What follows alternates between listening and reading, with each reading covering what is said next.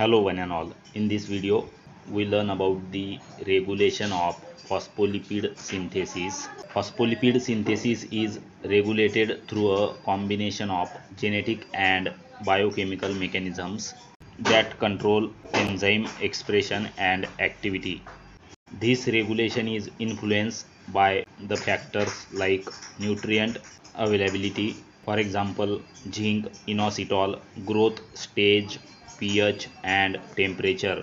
Key molecules such as phosphatidic acid and intermediates like ATP, CTP, CDP diacylglycerol, and sphingolipids play central role in modulating gene expression and enzyme function.